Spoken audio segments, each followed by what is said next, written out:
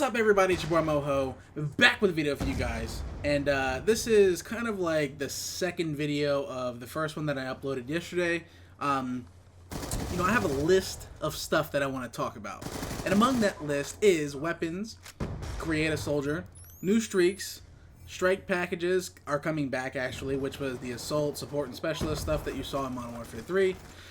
Squad points, search and rescue, dynamic map elements, momentum mantling, and sliding, which is a real big thing for me because I've been telling you guys a lot about the momentum factor in Call of Duty. And there's some people who are doubters and they're like, oh, this guy don't know what the hell he's talking about. There's no such thing as momentum. So I really want to get into that. I might get into that on this video. We'll see if we have enough time. The mini map, the updated mini map, and esports support that we're going to be getting for this new Call of Duty Ghost, and COD Championships. The first thing I want to start off with is take my advice on this. Never ever, if you're interested in a game, right, if you're a competitive player, this goes for competitive people only because I don't want to, extend my, thoughts too far for the people who are casual. But me personally, I honestly would have to tell you guys, never take developer gameplay seriously. So if you see a video that gets put out that's trying to show you Call of Duty Ghost, never take it seriously, because in that video that they're showing you gameplay of what they want, or what sells, right? And that's the casual fan base. The casual fan base is what sells. The campaign, all of the streaks that we don't use in competitive, all the guns that we consider really stupid or really gay in one point, or to an extent. And you should never really take developer gameplay or beta testers gameplay seriously, or try to draw a conclusion on what you think the game is going to be or what it looks like from that gameplay. Now, with that being said, the reason I say this is because I had kind of like a negative image on the actual game because I thought it looked a little bit weird. It looked too next generation for me, I guess you could say. I didn't get the idea of it being fast-paced at all. It looked kind of slow-paced from the videos that I was looking at.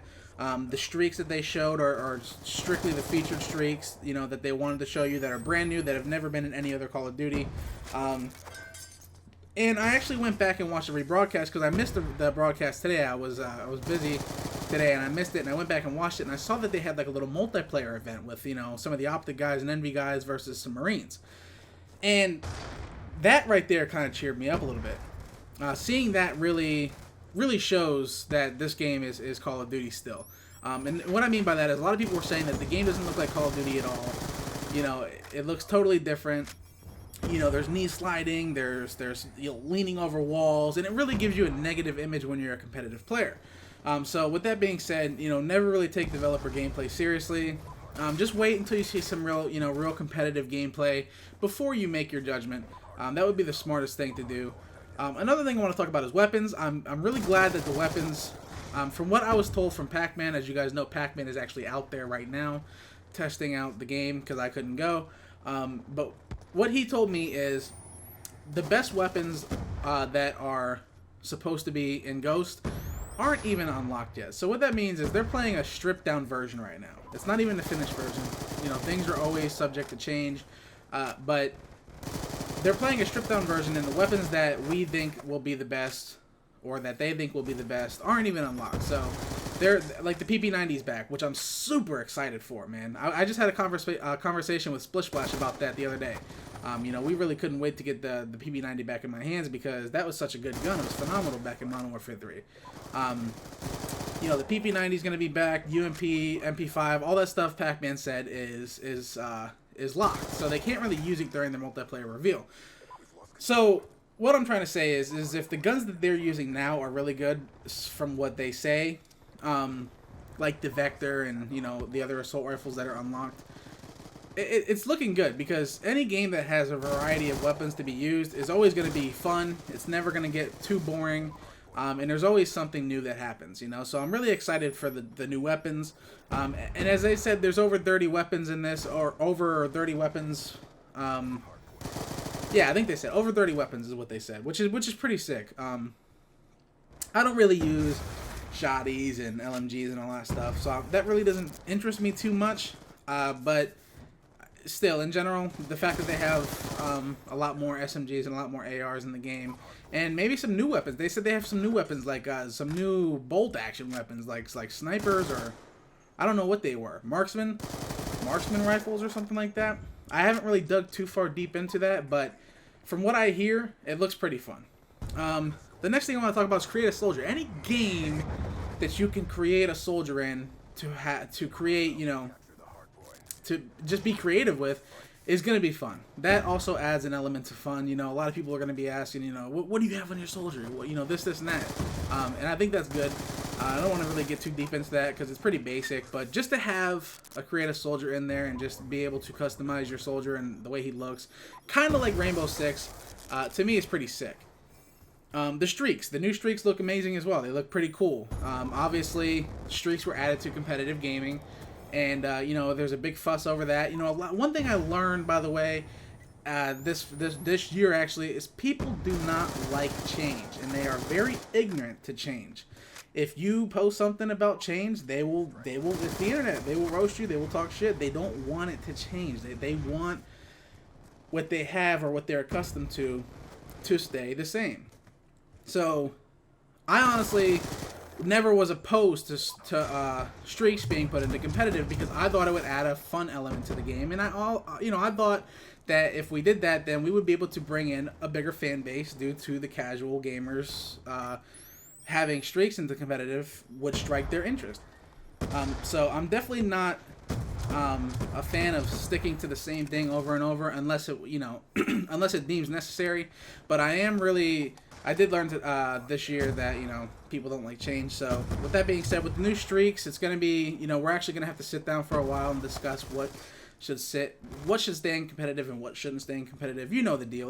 We go through this every year. With MLG and the players and everybody else.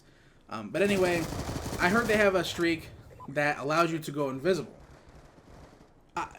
Keep in mind, half these streaks are going to be taken out for competitive play. You know, the assault packages, support packages, and specialists.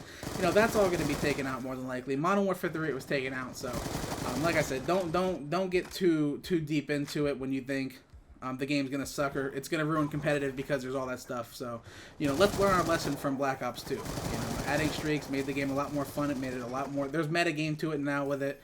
So let's not get ahead of ourselves. But the invisibility perk, I think that's so freaking cool, man. I think that's gonna be so fun. I mean, I can just imagine how much fun I'm gonna have personally with it. So we'll see. What else should we talk about here? Yeah, we already talked about the strike packages, assault, you know, assault, support, and specialist. That stuff, you know, there's really nothing to be talked about on that. Some of it's probably going to be banned. Most of it's going to be banned. Squad points. I thought squad points was cool. And anytime that you play for something and earn something is always going to keep the gamer entertained. It's going to keep him coming back for more. So squad points is pretty cool. For those who don't know what squad points are, they're basically just points that you get for your squad so that you can unlock new camos, equipment, everything like that. Like it's like a currency system basically for your customization. Search and rescue. I posted on Twitter. Of course, people don't like change, but I posted on Twitter that I would love to see that in competitive because I thought that was cool. Like it's kind of like where you collect the tags, right? But it's for search and destroy. Of course, you guys probably know more about it than I do, but all I know is I thought it was pretty sick. The fact that you can play S&D and you can actually respawn an S&D if your teammate picks up your tag, I thought it added a little bit more to the competitive element, especially for search and destroy, since it's a fan favorite game type that everybody likes to see. But I have a list of stuff that I want to talk about, but I just can't finish it all in this video. So if you like this video, please like, favorite, and subscribe. Check the description if you want to subscribe to my Twitch as well for exclusive offers, for giveaways.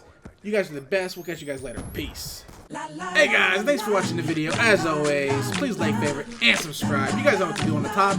Check out the previous video where I talk about Call of Duty Ghosts and what I thought about the point system. And check out the 1v1 series I got going on right now. We'll catch you guys later. Peace.